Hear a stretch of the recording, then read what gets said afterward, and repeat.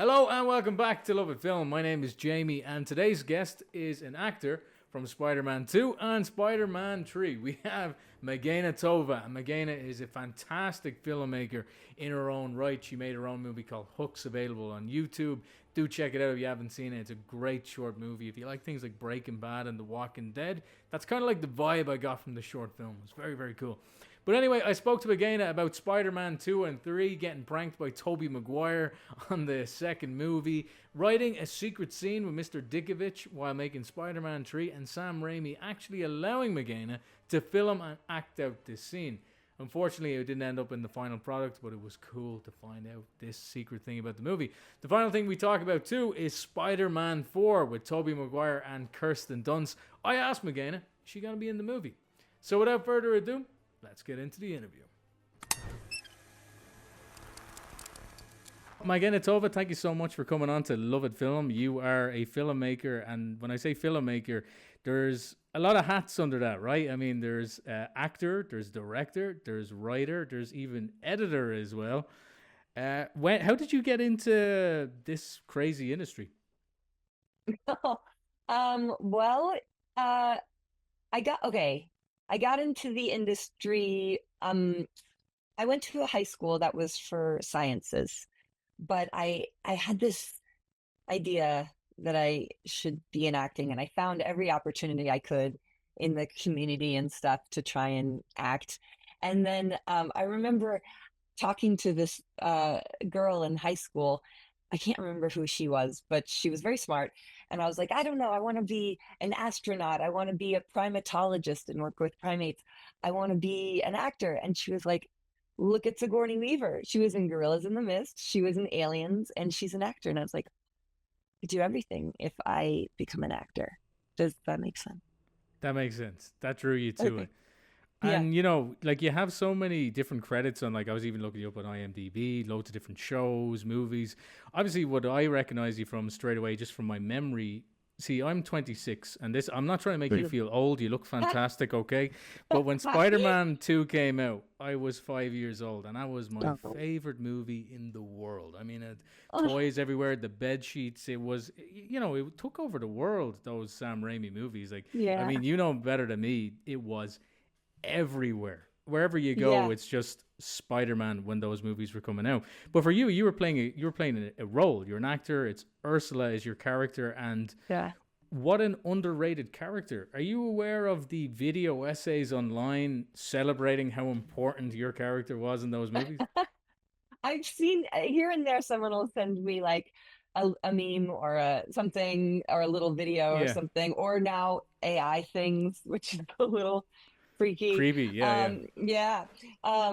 But yeah, I don't know. I feel like there's been once people that saw it as kids have gotten to be adults now, it's like everyone goes back to their childhood and wants to sort of like reclaim those. It just feels good. And I feel like I feel like people start watching it over the holidays, but it's like a holiday movie kind of. And I don't know, I love it. I had this really weird experience because I had no idea what you know what what it was like out there with Spider-Man fans. And when I was in Spider-Man 2, I was happened to be in Las Vegas the opening weekend and with my sister, and we were walking by a theater when everyone came out, and everyone like started freaking out, and someone chased me across the casino. And it was all very nice, but it was like I had no idea Getting into it. what I had. Yes, Yeah. but it's a beautiful world. And you know, like getting into a huge movie like that back then, I'd imagine the audition process must have been intimidating, maybe. Yes. Okay. I'm gonna tell you how I got this part. Okay. Do you want to hear how I got this Yes. part? Okay. Um, so at the time, I didn't have really a great agent, and I was just, starting out and stuff in the theatrical world. And I heard that they were casting this character who was supposed to be tall and gawky, like a young Shelley Duvall. And I was like, I can do that. That's so me. I totally have to do that. And but I knew that my agent wasn't going to get me in. And so I did a little bit of a crazy thing, which was I dressed up like what I thought a messenger looked like. Like I had a clipboard with old deliveries and stuff crossed off on it. And I went down to Sony Studios and I went up to the security guy and I was like, yeah, I'm from Candlelight Studios. I have a delivery. Like made up this name. And there was a real delivery person who was sitting next to me who was like watching, who had been talking to the security guy. And he called casting. Thankfully, they didn't answer. They went back and forth. And then finally, they were like, whatever, just go. And so I got to deliver my stuff. And weirdly, the guy who accepted this delivery girl's packet of her own headshot and everything, um, he seemed really friendly. I didn't realize it, but he had been on Buffy the Vampire Slayer, which I'd had like a few lines on a few years before, and he brought me in for an audition, and that's how I got that part. Wow, badass. I mean, taking initiative with it, you know? I mean, what for like doing an audition like that? I mean, I'm a novice. I know nothing about these things. I'm just a fan of movies. That's what our page is about. You know, we just want to talk to you guys who are in this crazy industry. As I said, what does an audition look like when you're in there? I mean, was the director Sam Raimi there? Were the producers there, or is it just like a casting director? Like, how does it look? It was just the casting director, and so I think being sort of a little naive maybe helped me because I it, I thought we were just gonna go. I only had, even when I stepped on set the first day, I hadn't gotten all of my scenes. There were like scenes that we weren't doing because that I didn't know we were doing because they were very secretive about everything. So for this audition, I thought we were going to stop between like where I show up at the door with a note for Peter, and then when he has the cake, because that's like there's a cut in the movie, and but she didn't stop.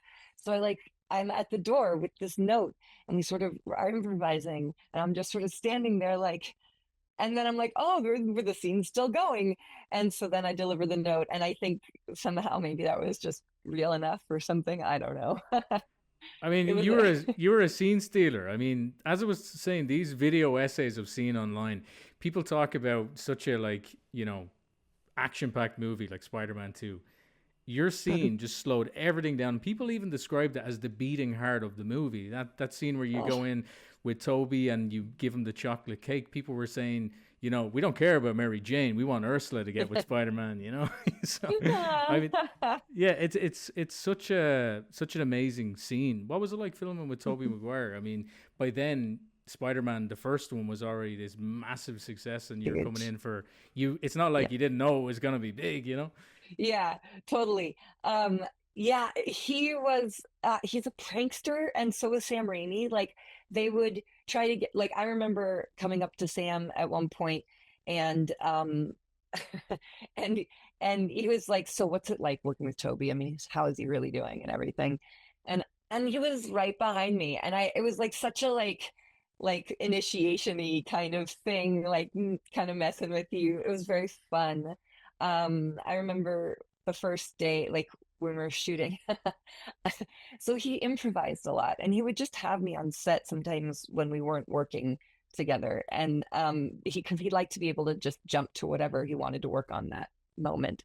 So I'd just sometimes be there, which was awesome. And he was so nice. And I remember the first day, it was the day that we had this like we sort of improvised the fire thing in the kitchen where like I burned myself and all of that.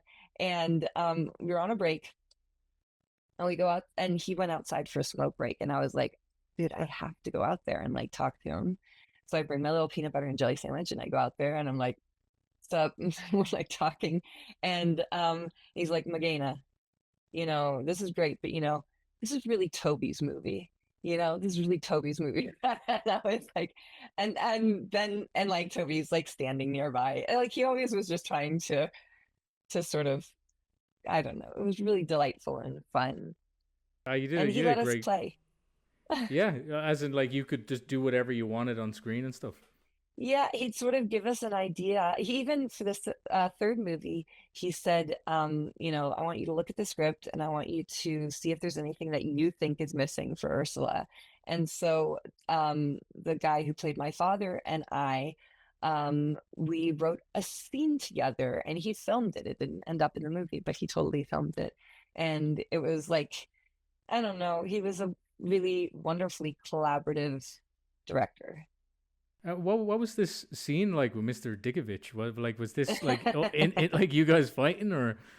I think it was like we were talking about Peter and how we should like help him or like make him feel better and that kind of thing. It's hard for me to remember because Yeah, it's been a it's minute. amazing that he let you do that though. I mean, Oh yeah. what a nice person to, get directed by. And speaking of getting directed by, sorry for the interruption. If you're enjoying Love It Film, why not show your support by subscribing to the channel, clicking the bell notifications, giving this video you're watching right now a like, and leave a comment, good or bad. We can take the abuse. Help us grow so I can keep giving you these interviews. Interviews like stars of Red Dead Redemption 2, actors in movies, Dexter Resurrection, you name it.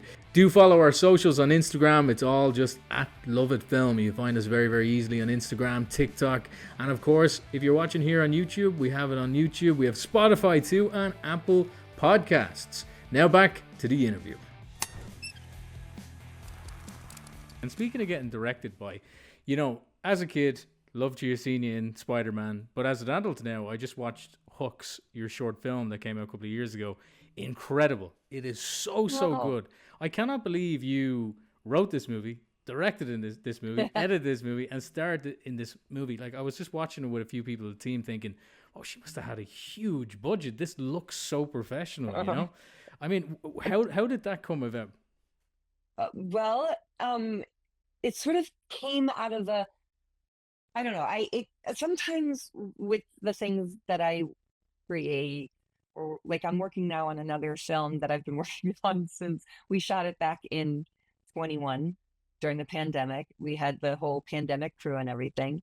So I'd worked on this TV show called Joan of Arcadia back in the early mid 2000s, and the DP on that ended up doing the DP work on Hux, which was great. We'd actually worked on a couple other things as well. So it looked beautiful. That was a he made it beautiful in the visual way. We talked a lot about like what um, the colors should be and what like that's like my favorite part of working on films is when you get to collaborate with somebody in a really artistic way and they like get what you're saying. Like in this film that I'm doing right now, there's this dance piece, and I was on the show called The Magicians, and we had musicals, and there was this wonderful um, woman who directed the dance pieces, and then she came and she directed um, the dance portion, or not directed, but choreographed the dance portion of this film. And like I sent her like like screenshots of shapes and things that I wanted in the dance, if that makes sense. And she like interpreted that so perfectly. Um, and there's this drum section in it where like I explained what's happening in this dance, and the composer created this. I don't know. It's a beautiful thing to be able to like find that communication. That makes sense. Yeah, and what I'd imagine is, you're on these big productions, these shows and movies. Did it feel good to have this sense of freedom where you're in charge of all these details, like your vision from your head? I'm gonna make this happen. Yes, it is the best thing in the world. It really is the best thing in the world. Like I think that's always what I sort of wanted to do. And it took me a while to like, I felt like I had to make my way in one place in the industry first. And because acting is so difficult, and you have to like sneak onto Sony or whatever to get an Yeah. audition, like it's so difficult. So I put all of my energy into that. And then when I had a moment, I started doing Hux, and I was like, this is what I really love doing, because I love creating stories, and I love all the details. I love like designing the visuals, and it's wonderful to me. And when I way back, I don't know how old you were. I can't do the math right now. But back in I think it was 98, I was at NYU. I took this program where I was literally, cutting editing, like cutting the film and everything, and hot splicing late at night in a tiny New York apartment with Oh no air wow. conditioning. Like it was, and that was my first film that I sort of wrote and sort of directed. Uh and so anyway, I've always loved editing because I feel like it I love creating the movement of the film. Uh and I don't know, I mean, I guess I love working with people, but I have to just do what I have to do to Yeah. get it made. Do you know what I mean? I do, I do, and you know, like even in this movie, the set design was cool too. Like the main character you play, when she was in her little home, like all the little post-its everywhere on the calendar and stuff like that. Did you have a big part in putting that together as well? Like, do you like that part of it? Yes, I do. And actually, so that was, I had printed all those things out. I had bought all these books, like this full backstory of her life, because I have a feature length version that at some point I hope to do of Yeah, it as do. well. I'd love to see it. It Yeah, was so good. thank you. Yeah, so there was like all this backstory in the back that I had, created, like put together. But then when I was on set, I realized, oh my gosh, I can't be in two places at once. And this is where another sort of magical moment happened.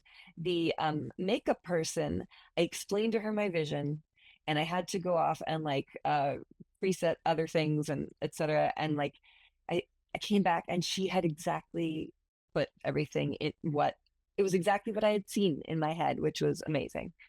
So yeah, I love all that part. And did it help with your this vision in your head being the actor too? Because I mean, you can literally, it's literally like full control, isn't it? I mean, you're like, well, you don't have to go to an actor. No, I want you to say it this way, or well, in this movie, it's more like don't say it, isn't it? More physical acting. But what was that Yeah, like? Was that was more freedom? I love it. I mean, I sort of rehearsed with myself.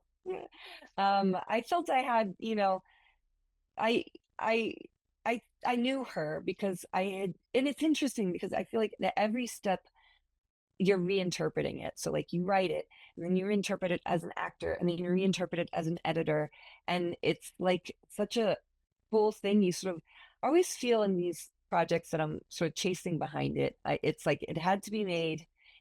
I know this sounds a little woo woo, but like it feels like it had to be made, and I am just sort of trying to keep up with it. And so, like each part is, it's I'm like, oh, that's what this is about. Do you know what I mean? Yeah, yeah, yeah. Yeah. I mean, for people who are trying to do the same thing as you, trying to make their first short film, was there like something challenging about the whole aspect that you can think back on that makes you think, "Oh, I wish I knew that when I was just starting making this film." So many things, man. There's so many things that I wish I had known that I feel like it's hard to even know to look up or like, it's research. It's like, um, there are things that fell through the cracks. Like we were shooting up in a really hot location. It was like very hot in September in southern LA, and there wasn't good communication. There was no, we had like walkie talkies, but you couldn't, there wasn't great reception like for cell phones. And we had to be up there for 3.5 days. And we were staying at this ranch that like it was cool. Like, I mean, and we had sandwiches for breakfast and sandwiches for lunch. And, it was really as bare bones as we could make it, but it's still, it's hard to do. I did a fundraiser for it, which was I did a Kickstarter way back when like Kickstarter was kind of newer, and that was really hard for me because I'm I'm a sort of very private person. I don't ask for, it's hard. But what I learned about this, and this is helpful, I think, for people doing this, is that people you've worked with, people are usually happy to hear you're doing something awesome. You know, it's rare like that. I don't think I ever had anyone be like, no, like be very negative or whatever. People were very supportive. Um, you know, and so and they're excited for you for the most part. So I have to try to like convince myself that's how people are gonna respond, and then just move forward with that kind of thing. Um, and having an AD is really helpful. That is somebody who really knows what's going on. I haven't really had an AD on either Hux or this new film, Thelma, and that would have been very helpful, like just to keep you like on track. But yeah. Oh, another thing that I think is helpful is like to I don't know, it's this weird realization that to make something happen, you have to decide it's going to happen, and then whatever comes in the way, you just figure out how to deal with it. Like you're gonna do it on that date, and everything, because and also like when you're running around that much doing all those things, it's amazing what you can get done in a day. Like you're like high functioning, really, yeah, that was my experience. I really loved that feeling.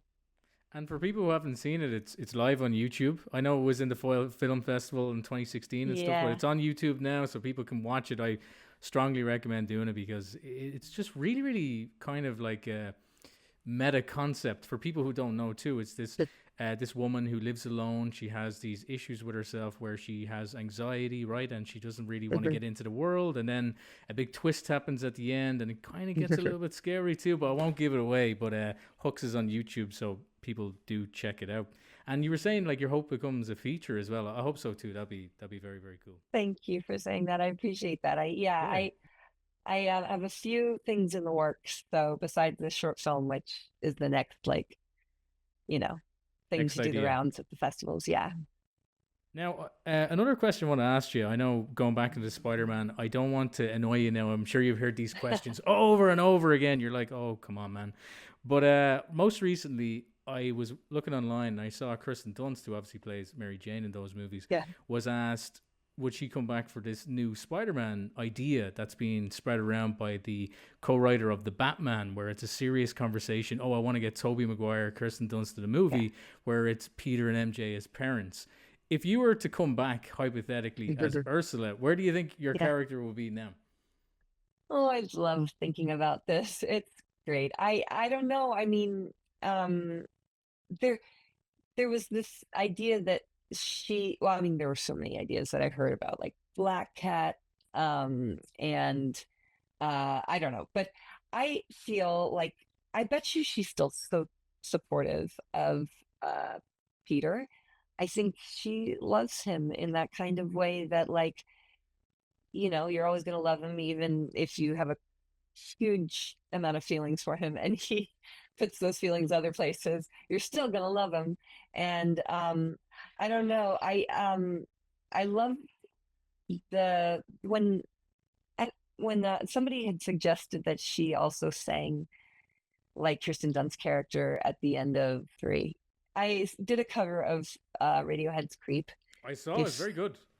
Thank you. Yeah, I was listening to it today. I was in the team. We were obviously researching you for the interview, and it's really, really good. Again, people check that out on YouTube. Thank you. Well, so I did this. So I was on the show, The Magicians, and they do these musicals, and my character hadn't been in a musical yet, and we were coming up on the 5th season, and I was like, I really want to be in the musical, so I recorded that and I sent it to the showrunner, and they were like, yeah, okay, you're in the musical, and they put me in a bunch of songs, which was awesome. But I sort of love that idea of that maybe Ursula like finds a way out of her like shell in singing or something. Oh, that's a really good idea, actually. Yeah, because she's so shy, coming right out and being a singer. I like that too. Have you Thanks. always been musical, like a singer yourself, or is this always been something you like doing? Yeah, I do. I think, I mean, I I was sang a lot as a little kid. I grew up on a farm and I would just sing to myself a lot. And my dad, okay, so my dad was a full-bird colonel in the American Army. He Respect. thanks. He also did community theater at this little tiny theater in this tiny town that I grew up on. where there was a farm, and he was in My Fair Lady, and he played the father, and it was a musical, he sang in it, and he always would play on the guitar and sing, and I think that really influenced my kind of love of it. So Yeah. yeah, Oh, that's yeah. lovely. Yeah, yeah. I mean, again, like I mean, the song was really. I love Radiohead too, so I was like, it's a great cover to listen to. Nice. You Thanks. mentioned earlier on too that I mean, earlier in your career, you were also on Buffy the Vampire Slayer, way Yeah. back when. What was that like?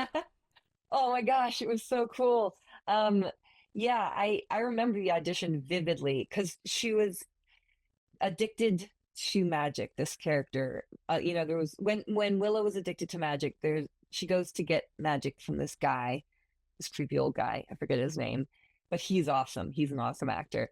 And um, I remember like, so I'm like a junkie, magic junkie, and I'm like freaking out. And I went into that audition like when I was young. I was like, I put everything into it. I was like, I gotta go there. So I was like strung out on magic in the audition, and I got it. And and that was sort of all I had to do. But it was really a cool moment. I remember getting to see like special effects and like Willow up in a spider web or a magic web or something. It was really cool, I mean, and magical. I mean, like the back lot was a graveyard, and it was, just cool, like cool part of history. Yeah, and as someone like yourself who's been in these movies, throughout the years, and you're a filmmaker too, what do you think about the advancement in, going from these practical to CGI? Because I mean, in Spider-Man movies is when CGI was everything, and like nowadays things are going a little bit back more to practical. In your own movies, what would you prefer to put in, more practical or more CGI? I love practical. I really do. But the film that I'm doing right now, that I've been doing, that's been taking a while, it's about a woman with the face of a fish caught in a cyclical relationship. And so she has a face of a fish, and it is a lot of VFX. It is a lot, but it's so beautiful. I mean, it's amazing what you could do. And like, I was sort of convinced to do it this way. I had thought I would do it practically, but I was convinced to do it this way because a VFX person was really excited about the project and wanted to help. And so we did it this way. And what's so cool is that you can create whole worlds. Like the whole background is a magical world. Like I kept thinking about like was it Cool Runnings with where Yeah. the like yeah with the animation and or like Who Framed Roger Rabbit, one of the Yeah, best. yeah, yeah, yeah. With the uh direct mix of animation and live action.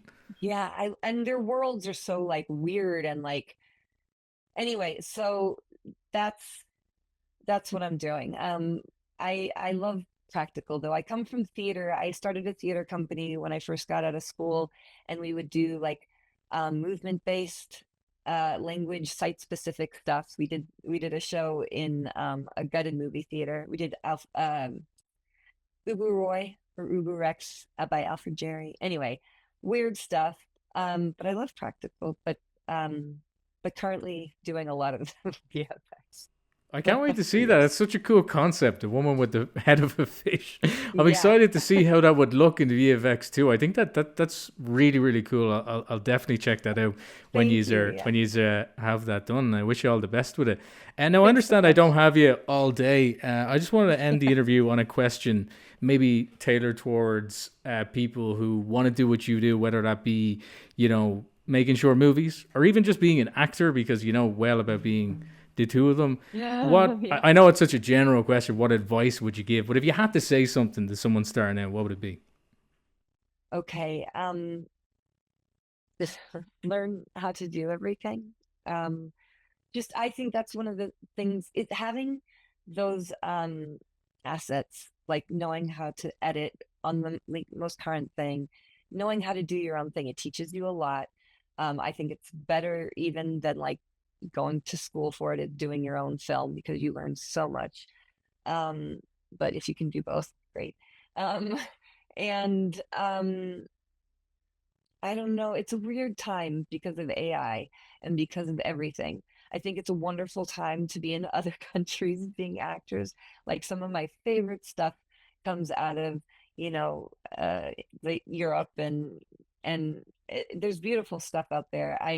So that's exciting, I think, to be in other countries right now. Um, and I know, just do your own thing and make it and keep pushing it and just keep going. Is if you have to, keep going. Great advice, Mageina. Thank you for that. I think anyone starting out, they could really actually learn something from that. Just to end as well, I know, as I said, you have other things to do. You got to make movies with the woman with the fish for a head. It sounds crazy, but it's work, you know. Are you aware of these rent memes online about your character Ursula and Mr. Ditkovich? Because it's all I see on my phone a lot of the time too, where someone No, doesn't wait. have rent and it's all the time I see them. I don't think I've seen that. I don't think I've like gotten into that algorithm yet or anything. Um, no, but I'll go check it out. I've seen mostly We will things. send you one. Okay, thank you. Yeah. Anyway, Mageina, it's been so nice to meet you and to talk to So you nice about to what meet you do and being so honest about it and demystifying it for people like me who's just a fan, you know, wants to know what this is about. So yeah, nice to meet you and thanks for coming on. Nice to meet you too. Thanks so much for having me. And if you want to see more Love and Film, where I'm talking to people who were in movies like Superman, stay tuned on Love and Film. So I'm going to leave it back to you. See you later.